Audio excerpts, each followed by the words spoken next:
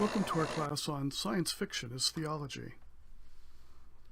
C.S. Lewis enjoyed science fiction, though he was not at all technologically inclined. He never learned to type or drive a car, for example, never owned a television, and took only one airplane trip in his entire life, and that reluctantly. More importantly, however, he appreciated the importance of science, and that science and technology both were becoming even more important during the 20th century. Lewis was, on the other hand, opposed to scientism, or the belief that science could solve all human problems. He was also opposed to what he regarded as the immoral components of various works of science fiction, both of which led some to criticize him as opposed to science itself. Of course, Lewis also loved myth and storytelling, and science fiction is an effective tool for conveying both. Especially interesting to him was science fiction that satisfied our age-old love of adventure, fantasy, and fairy tale. That is, writings that allowed us to experience the emotion of traveling to an unfamiliar place, and thus enlarged our conception of the range of possible experiences in life. At age 6, Lewis wrote his first work of science fiction, entitled To Mars and Back. Unfortunately, nothing of that survives. At age 11, he and Warney were given a telescope, which initiated a lifelong interest in astronomy. Around the same time, Lewis became completely enamored by science fiction, especially the writings of H.G. Wells. Ironically, Lewis later became highly critical of Wells's The Shape of Things to Come, where a future world government systematically persecutes and obliterates all religions. In his early 20s, Lewis composed a poem on the goddess Venus, based on science and astronomy, which was later incorporated into his first major science fiction writing. During the late 1930s and early 40s, Lewis wrote his so-called space or ransom trilogy. It's composed of the books Out of the Silent Planet, Perelandra, and That Hideous Strength. Why did Lewis write science fiction? Well, there's a number of answers to this question. First of all, Lewis liked adventure stories. In 1935, he read David Lindsay's A Voyage to Arcturus, published in 1920. As he later wrote, it was from Lindsay that I first learned what other planets in fiction were really good for spiritual adventures.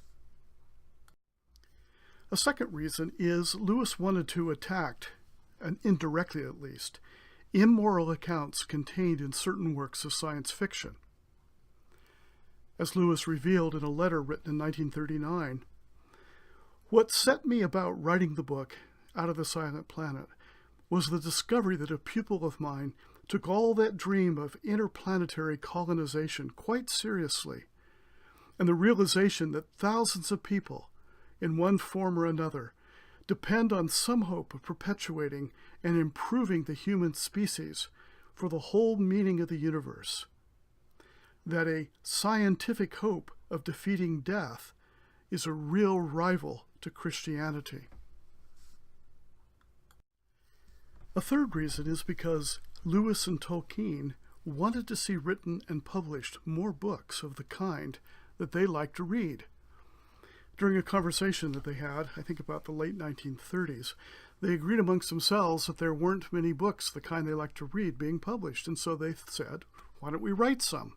Well, Tolkien started on a book that never finished, typically, and Lewis wrote Out of the Silent Planet as a result, which got him started in his whole space trilogy.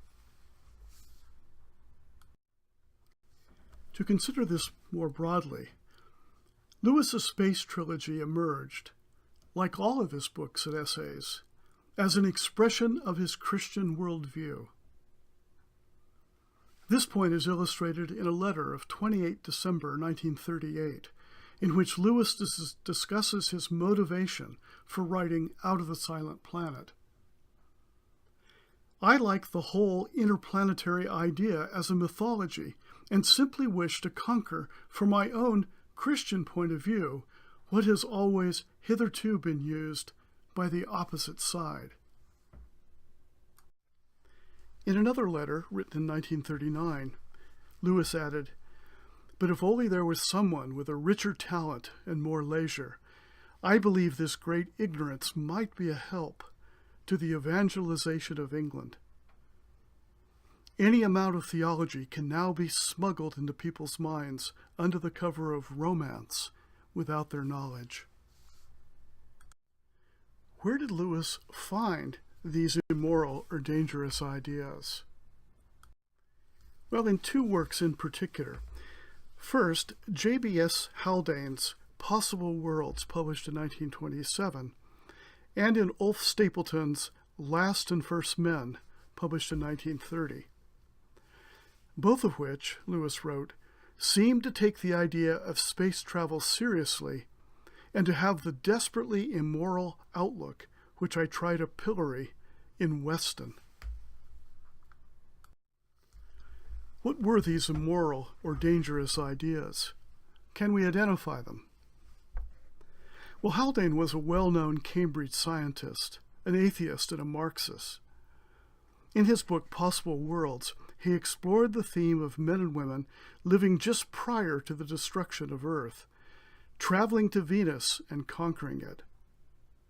They subdue and dominate the planet and its inhabitants in order to preserve the human race. Then they create a society without ethics. As Haldane mockingly proclaimed, God's ways are not our ways. In his book Last and First Men, Stapleton described men and women who, in their effort to perpetuate the human race, conquer and colonize Mars and Venus, annihilating their inhabitants. Eventually, they evolve from a, quote, superbrain into a, quote, cosmic ideal, or a kind of world soul. It was the concept of the superiority of the human race and the argument based on that concept that colonizing other planets and committing genocide in those planets was justifiable that Lewis found so immoral. He objected most strenuously to the argument that the perpetuation of the human species was the highest ideal, because he understood that this was likely to lead to dangerous behavior. And if you think that Lewis's concerns were unjustified, consider that Stephen Hawking, the famous Cambridge physicist, who, just before he died in 2018, called for a major effort to colonize space. He believed that the Earth was doomed, either by environmental failures or by an approaching asteroid, and that the only way to perpetuate the human species was to colonize various hospitable planets far out into the universe. But what if we find resistance in those planets from other species, or perpetuate there the same sins that we've committed on Earth? Hawking was reluctant to be drawn on these points. Haldane reviewed Lewis's book Out of the Silent Planet, and he accused him of being anti-science. Lewis countered that he was not opposed to science, but to scientism, which he defined in this way. It is, referring to scientism, it is, in a word, the belief that the supreme moral end is the perpetuation of our own species, and that this is to be pursued even if, in the process of being fitted for survival, our species has to be stripped of all those things for which we find value, things like pity, happiness, and freedom. He then added, insightfully, I am not sure that you will find this brief formally asserted by any writer. Such things creep in as assumed and unstated major premises. The first book of the series opens with Dr. Elwyn Ransom. That is, a ransom. Here Lewis is making a play on words. Ransom is a middle-aged philologist, based on Tolkien, from Cambridge University, walking in the English countryside. Suddenly, he is taken prisoner by two men, Dr. Edward Weston, that is, Western, another play on words. Weston is a brilliant but totally mad physicist who wants to colonize human life on other planets. The other man is Dick Devine, also a play on words, of course. The two men force Ransom aboard their spaceship, and they fly off to Malacandra, that is Mars, which they intend to colonize, annihilating in the process all of the inhabitants and prospect for gold. The two men are under the direct influence of Lucifer, whose influence is normally confined to Earth, but has recently broken free of that constraint and is extending his influence throughout our universe. Two conflicting views quickly emerge. Weston, an atheist, has embarked on a program of conquest and colonization. Since he worships only the preservation of human existence, he plans to invade and conquer planet after planet, annihilating their populations and colonizing them with humans from Earth. Well, why? Why this program of conquest and genocide? Because, as Lewis reveals in the story, because human existence on Earth is now threatened by extinction. And since humans, Weston regards, are the most advanced species in existence, they have the right to destroy all lesser or lower forms of life in order to preserve human life. Ransom, however, is opposed to Weston and his program, which he regards as highly immoral. Ransom's exploration of the planet reveals a strange and beautiful terrain, whose principal characteristic is color. Pink, purple, rose, and soft gray tones dominate, while we read the blue of the water is not merely blue in certain lights, like terrestrial water, but really blue. Thus there is an intensity, a clarity, an alacrity about everything on Malacandra. By comparison, the earth appears subtle or dull. Here we can recognize a theme that lies close to the center of Lewis's theology. Northerness conveys a special and intense light. Goodness is characterized by alacrity and tingling vitality. Lewis derives this probably through the influence of Charles Williams. Evil, however, casts a soporific spell over everything, especially over people's mind and conscience. Lewis thus bathes Malacandra and the other unfallen or uncorrupted parts of the universe with intense brightness and light. As he writes, heaven is clarity, such that it can only be hinted at in the phrase, the weight of glory. While on Malacandra, even Ransom initially falls prey to temptation, concluding at first that the creatures he encounters, because they look hideous, are therefore hostile and inferior to humans. Soon, however, he discovers that there is a remarkable otherness on Malacandra. In fact, the inhabitants, despite their appearances, turn out to be wise, innocent, brave, and good, even in numerous ways superior to humans. Ransom soon encounters 4 unique species on Malacandra. First, the Rasa, tall, otter-like creatures with lovely fur pelts, whose great speciality is the making of song and poetry. The Soroni, great, pale, gangling giants, spindly limbed, but with large heads, all out of proportion to their limbs, who turn out to be philosophers. The Fiffletrigi, small, busy creatures who wear spectacles and resemble badgers or piglets, and whose speciality is the working of gold and carving of stone inscriptions. And the Eldella, who are scarcely visible angel-like creatures.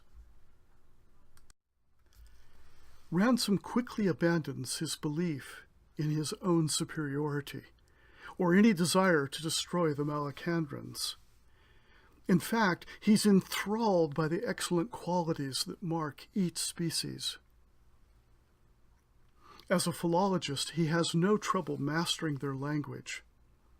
He then discovers that none of the species claims sovereignty over the others, but that all acknowledge fealty to Oriesu, the Malacandran name for God. Weston, on the other hand, an egotistical and boring character, assumes that these creatures are stupid. Consequently, their destruction is unimportant. So he begins killing them. Consequently, he and Divine are quickly taken prisoner by the Rasa and hauled before Oriesu, where, to their surprise, they are united with Ransom.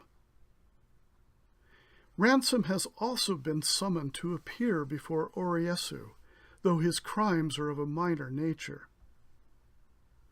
Despite his understanding of the Malacandran language, Ransom was slow to respond to Oriesu's summons. Why? Well, the summons was so faint, a still, small voice, that it was nearly inaudible. Here is another of Lewis's favorite themes, or maybe tricks, we might say, in writing a fiction. The will of God, or in this case of Oriesu, or the will of Aslan, often comes not loudly and forcibly, but soft and still, which of course is a reference to 1 Kings chapter 19.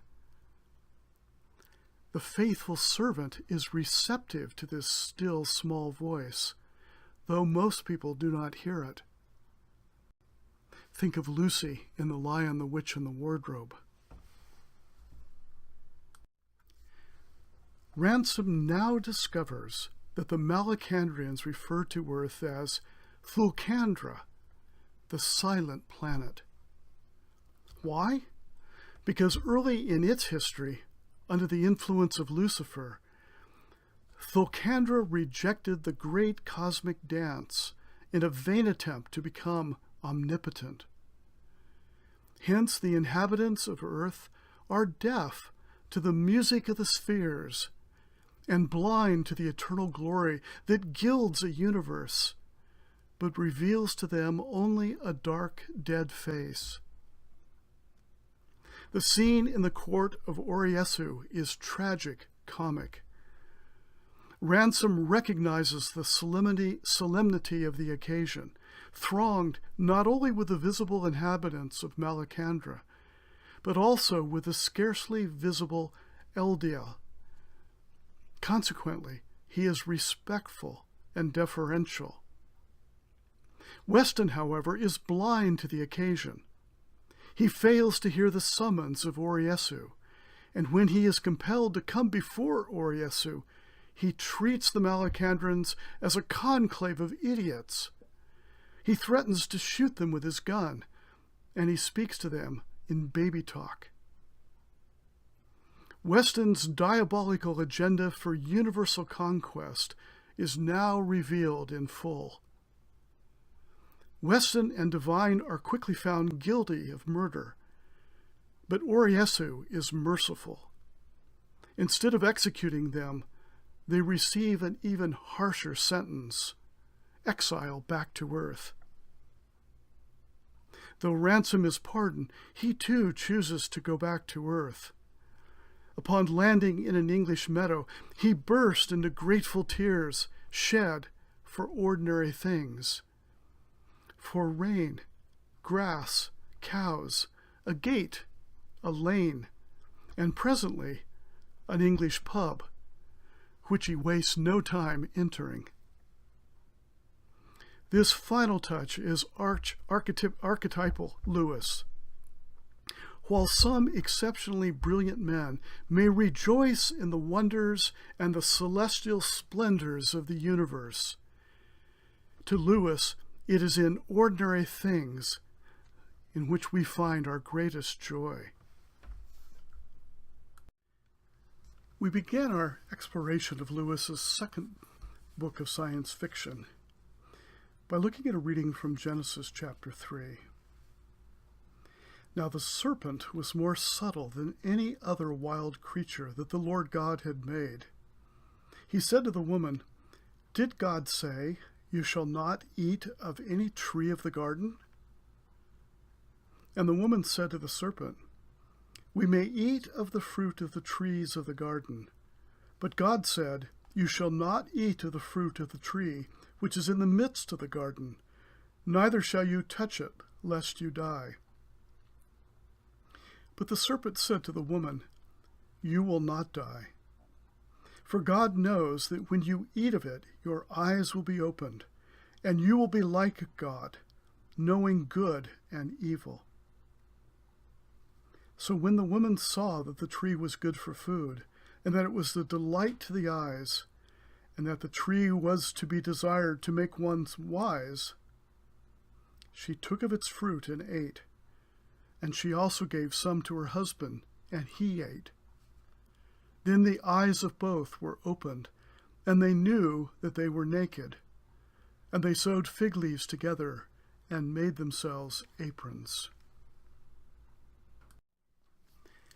Perelandra, the second of Lewis's space trilogy, has enjoyed similar popularity. Imagine a newly created and as yet unfallen world out there in space, Perelandra, or Venus in our world. Imagine also that God, known here as Maladil, has sent a good man from Earth, Dr. Elwin Ransom, to be the savior of Perelandra, or at least he is the mortal figure chosen by Maladil to interpose himself between the innocence of this unfallen world and the evil plotted against it by the megalomaniac Dr. Weston, the same scientist who, in Out of the Silent Planet, had kidnapped Ransom and transported him against his will to Malacandra. In this book, Ransom is divinely transported through space in a coffin-like vessel made of something resembling alabaster or ice. When he lands on Perelandra, he is now free of the languid spell that hangs over the earth. Ransom thus has the experience of, as he described it, seeing life, that is, of seeing things, especially light and colors, much more intensely or vividly, or of experiencing a much deeper form of reality. This is a common theme found throughout Lewis's writing. While Earth is regarded by most people as real, deeper reality is something quite different for Lewis. Here, it is our unhappy earth that is the Shadowland. Here we are deaf to God's call, though God has provided such things as raspberries, Bach cantatas, emeralds, and sex, not in themselves reality, but as pointers to that ultimate reality that we will one day experience in the presence of God. Upon his arrival in Perelandra, Ransom discovers it to be a fluid world. he finds himself treading water in a warm, undulating sea, with lush green islands floating on the water. There are also some fixed or stable lands on the planet. And one more thing, Perelandra is also a very feminine world, as Lewis describes it. Sumptuous, moist, lush with warm embrace. Ransom tries to describe the unique qualities and the sheer weight of glory that suffuses Perelandra. On one occasion, he describes it as a prodigious white light. Elsewhere, as a prodigality of sweetness, or as a new kind of hunger and thirst. Presently, he spies a human figure on a nearby floating island, and he makes contact. As he soon discovers, she is the Green Lady. The Green Lady is to Perelandra what Eve is to Earth. Ransom slowly begins to realize that Perelandra is an unfallen or uncorrupted world, and that Maladil has summoned him here for a purpose, to fight off the assault of Lucifer, who rules over planet Earth, or the Silent Planet, and who is normally confined to Earth, but who has recently broken through the barrier surrounding Earth and has taken aim on other planets. In this scheme, he has sent his evil agent, Weston, to tempt and seduce the Green Lady. Significantly, her husband, Tor, the king, is now away in another part of Perelandra. Thus she must face her tempter alone. The important lesson for the Green Lady to learn is to trust not herself, but God, and to trust God completely. The form this lesson takes is a single rule that must be obeyed on Perelandra. She may spend her days on a stable island, but she must never spend the night there. Instead, she must learn to rest on the floating, that is, on the undulating or uncertain islands, trusting for her safety only in the will of God. All too soon, Weston lands in his spaceship, and he sets to work at his evil task. He meets the Green Lady, and he tries to appeal to her feminine vanity. He gives her a mirror, and thus introduces her to self-consciousness. He then kills some yellow-feathered birds, and makes a cloak for her, again hoping to awaken her sense of vanity.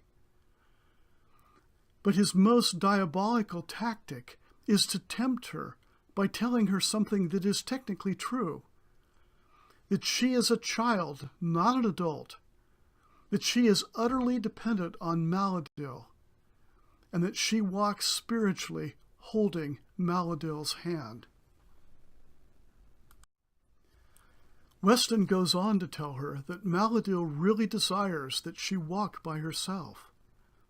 This, of course, resembles Lucifer's temptation of Eve in the Garden of Eden, or of his temptation of Jesus while he was fasting in the wilderness.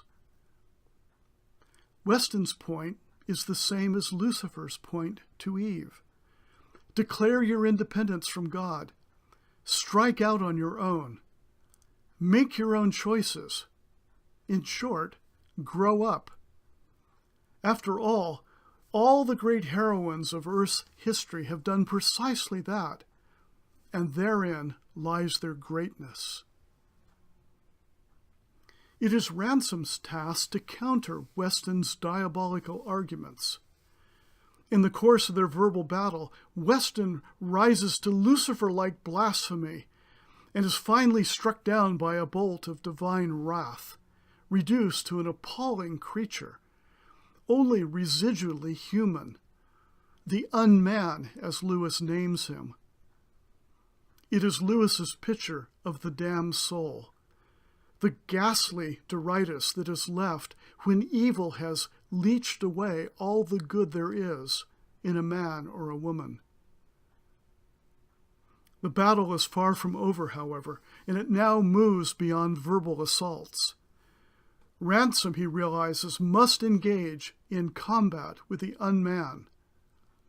This seems like nonsense to him until he remembers that this is precisely how the fight against evil unfolded in our own world, with a scourging, a crown of thorns, nails, and a cross. The passion of Ransom goes on at some length in the book and takes him and Weston's to the underground depths of the planet. Here, eventually, the unman is swallowed up by the fiery abyss. Ransom then makes his way back to the surface of the planet, eventually emerging to an outdoor paradise. Here he witnesses a solemn and blissful ceremony in which Tor and the Green Lady are granted sovereignty over Paralandra.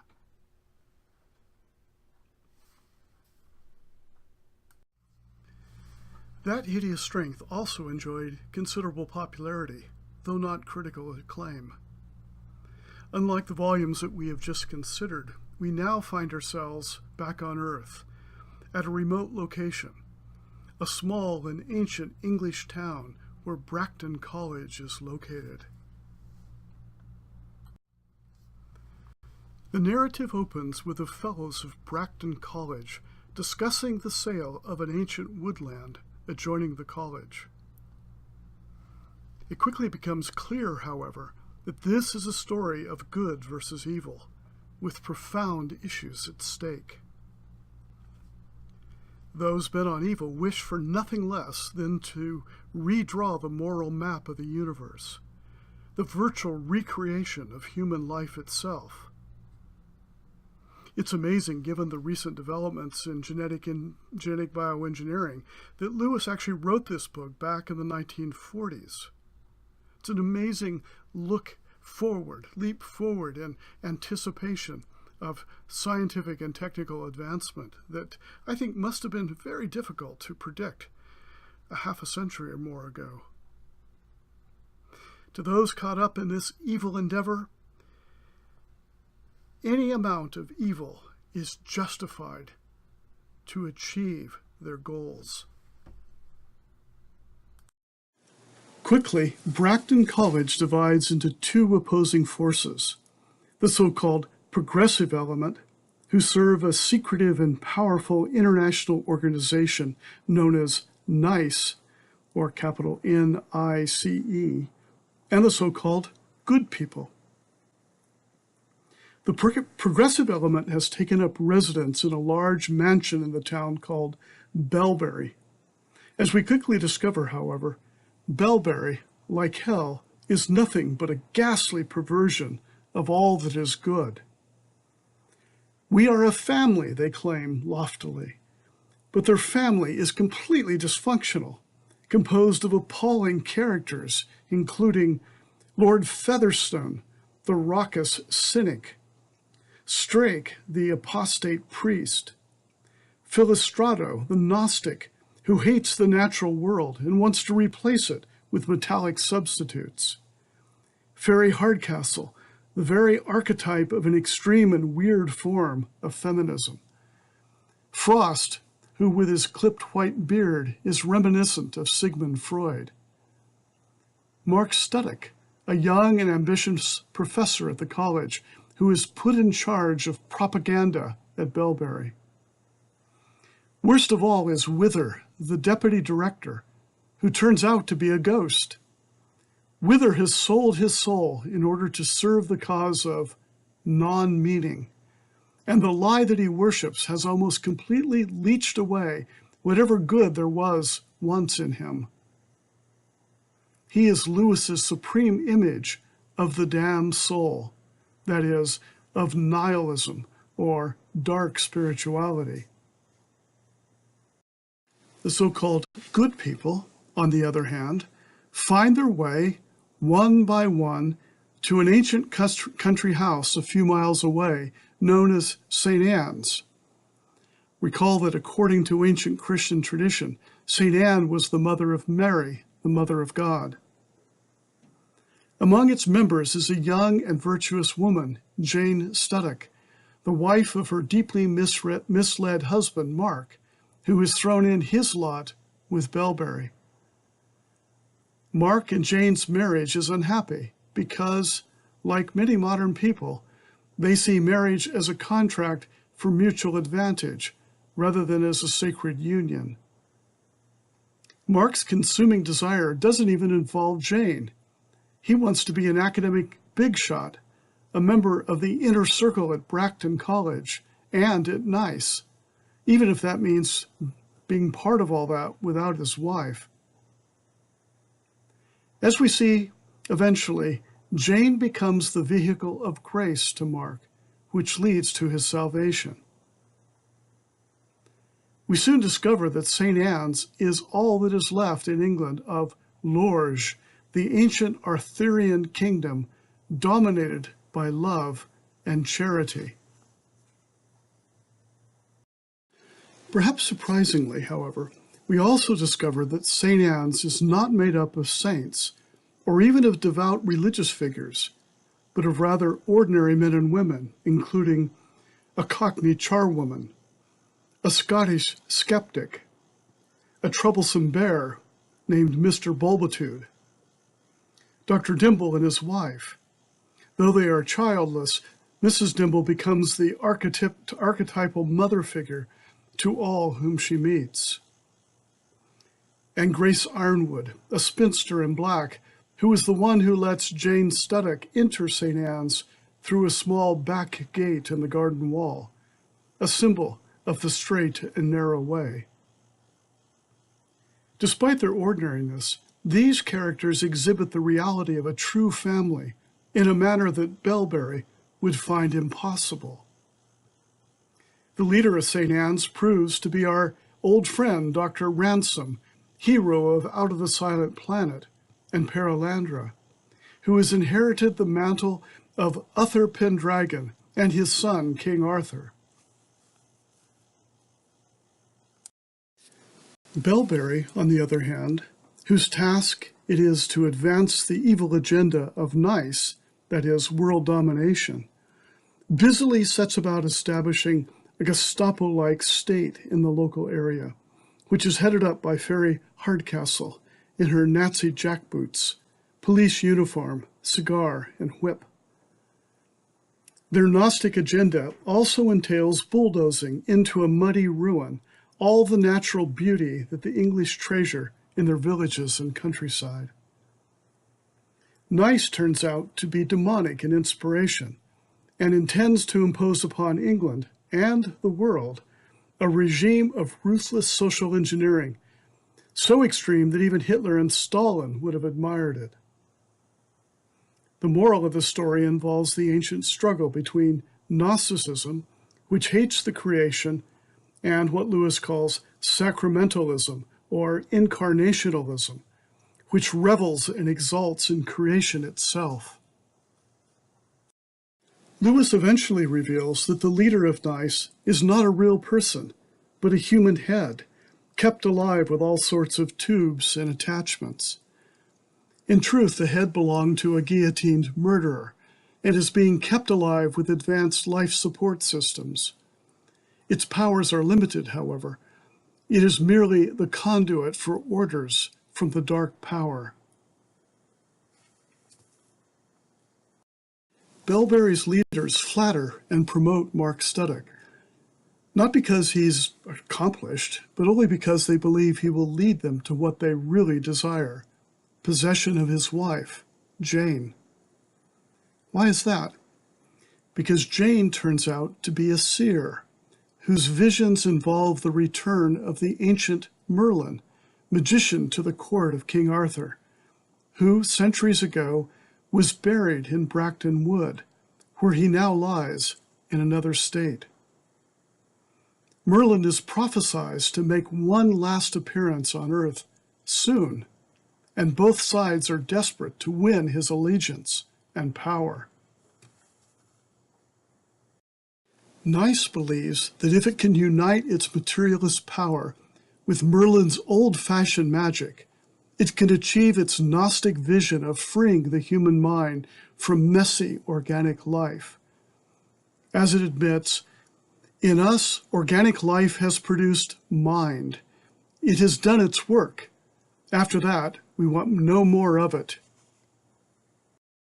The great tension, stretching the narrative to the breaking point, is the race to see which of these two households will gain Merlin's services. Merlin, however, is innocent. He knows nothing of the evil intentions of Bellbury, and thus it is critical that St. Anne's finds him first after his emergence from the grave, which it does. Hubris reigns throughout Bellbury. In fact, hubris has reached its very apotheosis here, and we find Wither, Frost, and the other residents of Bellbury bowing in worship to this repulsive head, this symbol of non-meaning. The important backstory is Jane Studdock's fight to save her husband Mark from the grip of this dark power. This is, in part, a love story. Mark is a selfish, callow, caddish young intellectual, deeply susceptible to all the species attractions of Bellbury, including glory, power, intellectual superiority, and the perfectibility of the human race through genetic engineering. But Jane is no saint. Recall that St. Anne's is composed of ordinary people with ordinary temptations. At the beginning of the story, we find that she too has fallen for the attractions of academic hauteur or arrogance. "I am an intellectual," she remarks, describing herself. "Thank you very much." Over time, however, and through the influence of Mrs. Dimble and others at St. Anne's, Jane climbs down the ladder of humility and becomes capable of saving Mark by becoming what she was created to be, God's faithful daughter and Mark's faithful wife. Love wins out. The mythological gods also play a role as the battle unfurls, with Mercury, Mars, Venus, and Zeus, along with Saturn, descending upon St. Anne's. Readers find ourselves contemplating in almost paralyzed awe, even terror, the sheer thunderous qualities of reality, as each one in turn descends on the place. We now consider the significance of this final installment of Lewis's space trilogy. Throughout philosophical history, including ancient philosophy, there have been attempts to speculate over man's nature and to recreate it, if possible, as sheer intellect, or as just the mind. Within this, the body, with all of its embarrassing and smelly parts and functions, will be discarded. In the hideous strength, the grim irony is that all of the intellectuals at Bellbury, who were perhaps part of this philosophical tradition, each of them worships this dribbling head, the head who moans nothing but drivel and nonsense, and illustrates little, if any, intelligence. Another point to consider is that institutional and bureaucratic evil is not to be ignored. We've met this before in Lewis's writings, in The Great Divorce, in Screwtape, perhaps elsewhere. And for Lewis, who lived through an entire adult career of institutional and bureaucratical evil, particularly at Magdalen College, Oxford, this is a power that is very intense and very immediate in his life, and thus it appears once again in his writings.